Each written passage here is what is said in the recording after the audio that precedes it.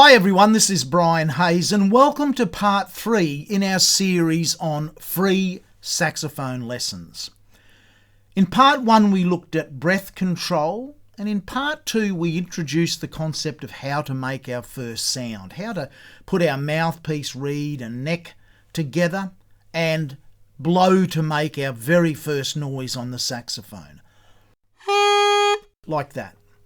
Now, if you're totally new to the saxophone, your embouchure, your face muscles will be very weak, and you'll probably find that when you did try to blow through your mouthpiece, reed, ligature and neck, that your cheeks might have puffed out like this, and that the sound of the note was very weak and flabby and flat.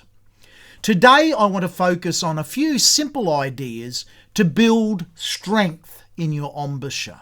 We actually use all of the muscles in our face and goes right up to our skull. It's not just around the lips. The saxophone embouchure requires us to encircle the mouthpiece and the reed completely with our lips.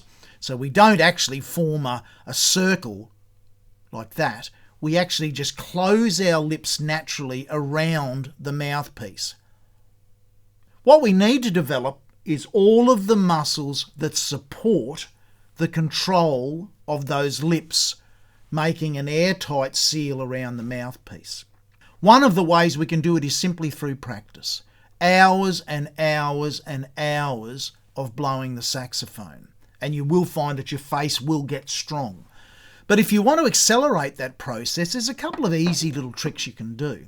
One of the things you can do is get yourself a light biro or pencil, just a light one. This is a very light, this is a Papermate kilometric. I like this because it's got a very skinny end here, a circular end. It's not a hexagonal end, and it's very light. Take the top off of it. If you get a pencil, not too heavy a pencil. And all you'd simply do here is hold that pen between your top and bottom lips. The teeth play no involvement at all. You do not hold the pen with your teeth. In fact, the pen isn't allowed to touch your teeth. Just can't touch it. The whole thing is you're giving your lips a workout, and not only your lips, but all of the muscles that support the lips. So the aim is you put it in between your top and bottom lip, you hold the weight of the pen horizontal to the floor, just with your lips.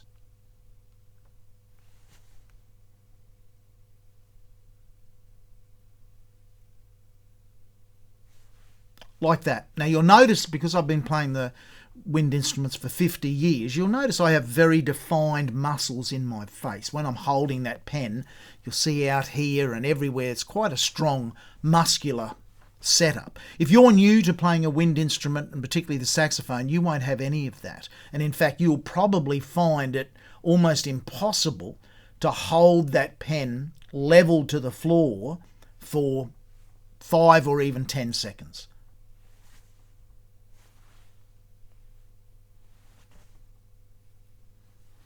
My advice is you simply do that exercise, preferably the last thing before you go to sleep at night. And you try and hold it as long as you can. Time yourself. Just put a timer on. See how long you can hold it before it either falls out of your mouth or droops down or shakes around, or your face just becomes really painful through the build-up of lactic acid. Once it does get to that lactic acid stage, take a break, flutter your lips, and let the blood get back through your face. If you do it before you go to bed, your body's got all night to recover and rebuild the muscle strength in your face. A second simple exercise that we can do anywhere, any time of the day, is to simply compress our top and bottom lips together in a flat line as hard as we can, and hold that compression again until we feel that lactic acid burn, like this.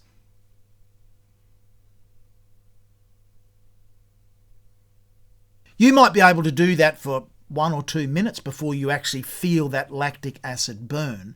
Or you might find it starts to happen after 10 seconds. It depends where you're at in your journey of embouchure strength. Try and do it at least once a day to the point where you feel your muscles fatigue. Again, flap your lips. Both of those exercises are the quickest way to bring your cheeks in and stop them doing this. You don't want pockets of air in your cheek when you're playing, because any air that's going sideways rather than straight into your mouthpiece is wasted energy, wasted air, and it will affect the tone when you play. As a final example of how we don't need to blow our head off when we play the saxophone, we don't need much air at all to play the saxophone. We need a lot of good air control. I've turned the neck upside down on this mouthpiece here so that it faces up. I've got a standard tissue. If I just put that tissue resting, I'm still holding onto the tissue, but resting on the neck. If I play the saxophone as I would normally play it, have a look at how little that tissue lifts off the neck.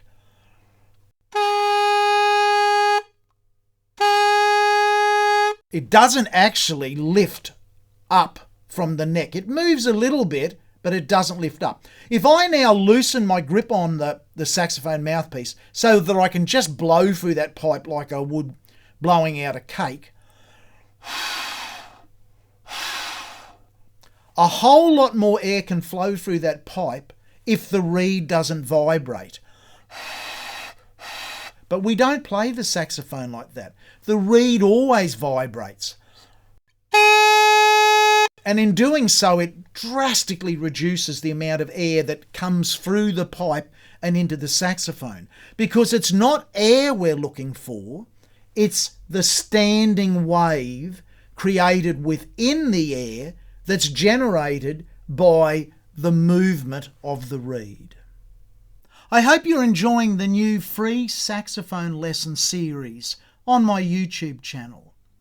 I've had the honour of working with students of all ages and abilities across 13 countries internationally. If you'd like to connect with me one-on-one for some online lessons and accelerate your learning on the saxophone, please check out the contact details on my website and send me an email. I'd be delighted to work with you. If you feel like you'd like to make a donation towards the upkeep and production of the hundreds of videos on my YouTube channel, please refer to the links in the description of every video on the channel. Thank you, and enjoy your journey on the saxophone.